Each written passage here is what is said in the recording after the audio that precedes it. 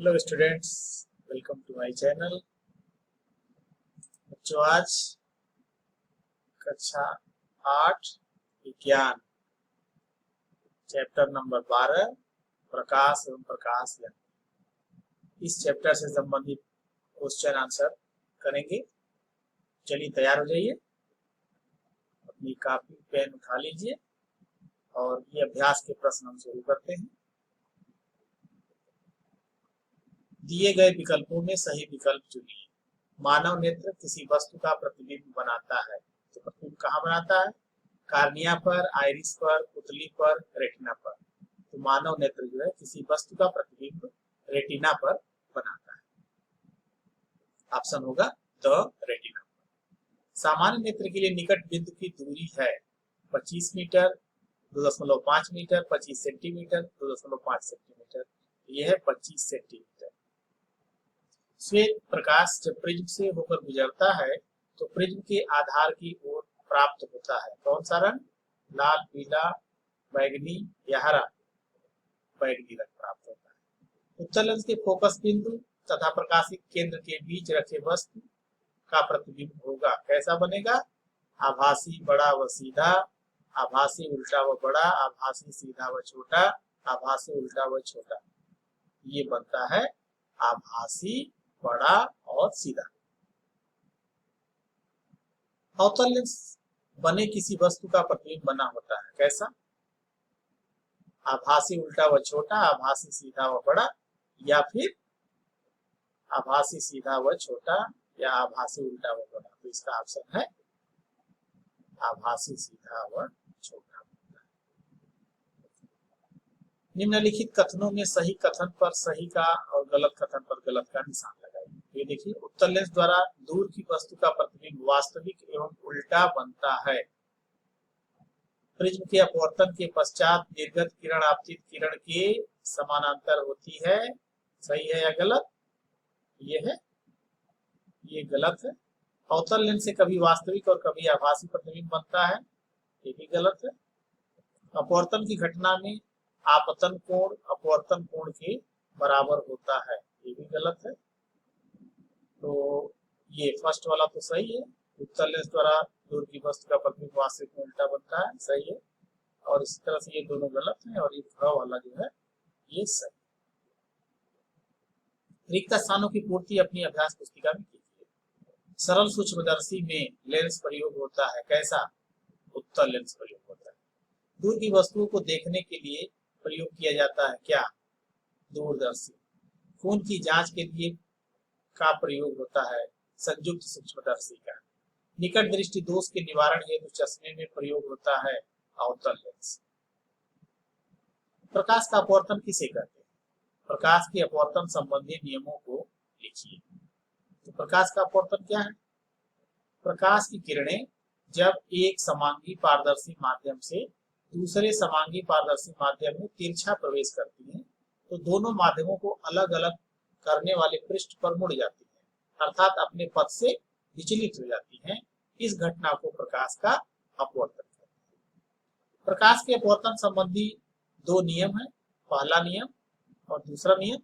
तो उसके पहले इस फिगर को देखिए, ये विरल माध्यम है, सघन माध्यम है, ये अभिलंब है।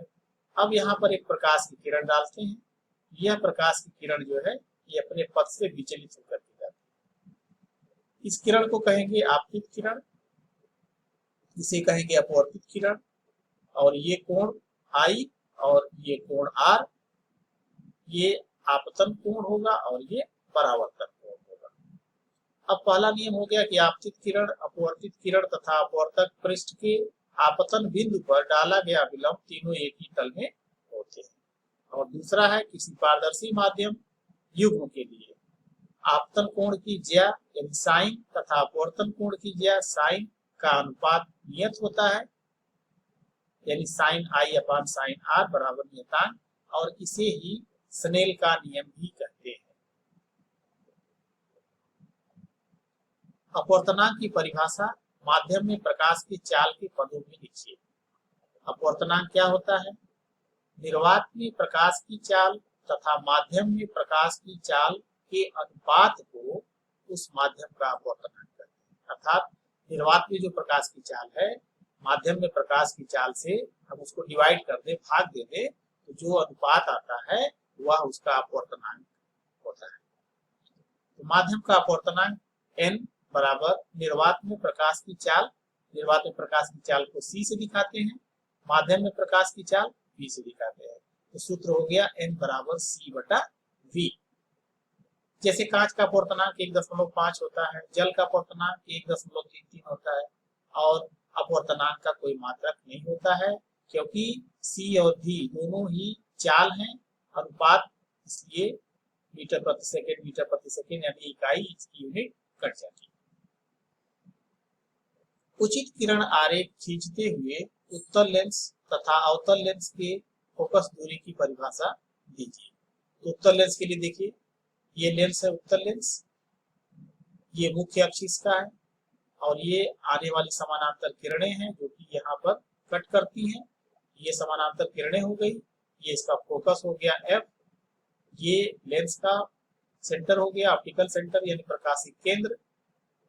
तो O से F के बीच की जो दूरी है, इस दूरी को फोकस दूरी कहते हैं। तो मुख्य अक्ष के समानांतर आने वाली प्रकाश की किरणें अपवर्तन के पश्चात जिस बिंदु पर मिलती हैं, उसे उत्तल लेंस का फोकस करते हैं, और उत्तल लेंस के केंद्र यानी O तथा फोकस के बीच की दूरी को लेंस की फोकस दूरी कहते हैं, यानी F और O के बीच की जो दूरी है वह फोकस दूरी कहलाती है। उत्तल लेंस की फोकस दूरी धनात्मक होती है। इसी प्रकार अवतल लेंस के लिए, तो ये जो समानांतर आने वाली प्रकाश की किरणें हैं, अपवर्तन के पश्चात यह किसी बिंदु से आती हुई प्रतीत होती है। तो जिस बिंदु से आती हुई प्रतीत होती है उसे उसका फोकस कहते हैं, तथा लेंस के केंद्र यानी प्रकाशिक केंद्र और फोकस के बीच की जो दूरी होती है उसे फोकस दूरी कहते हैं। तो मुख्य अक्ष के समानांतर आने वाली प्रकाश की किरणें अपवर्तन के पश्चात जिस बिंदु से आती हुई प्रतीत होती हैं उसे अवतल लेंस कहते हैं, और अवतल लेंस के केंद्र तथा फोकस के बीच की दूरी यानी O और F के बीच की दूरी को लेंस का फोकस दूरी कहते हैं। अवतल लेंस की फोकस दूरी ऋणात्मक होती है। ऋणात्मक क्या होती है? इसलिए कि इसका फोकस जो है इसके बाएं तरफ होता है, और उत्तल लेंस में इसका फोकस इसके दाएं तरफ यानी राइट साइड होता है।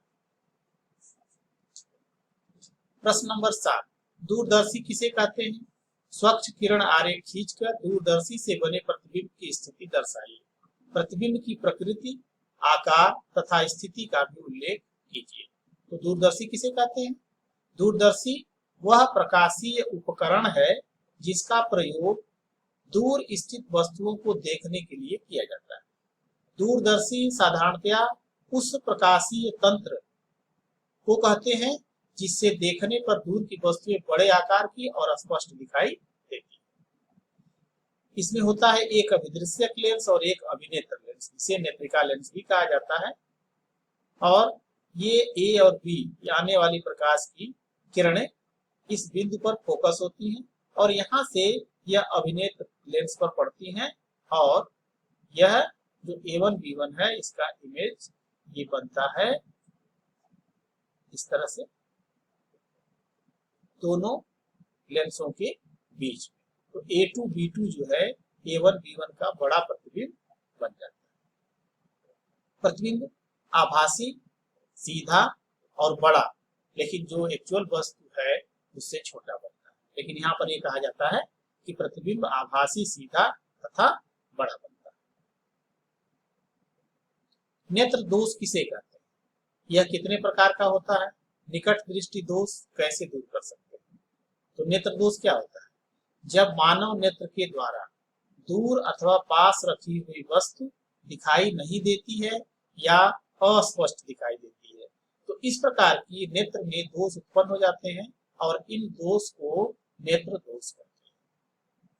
मुख्य रूप से 3 दृष्टि दोष होते हैं: निकट दृष्टि दोष, दूर दृष्टि दोष और जरा दृष्टि दोष।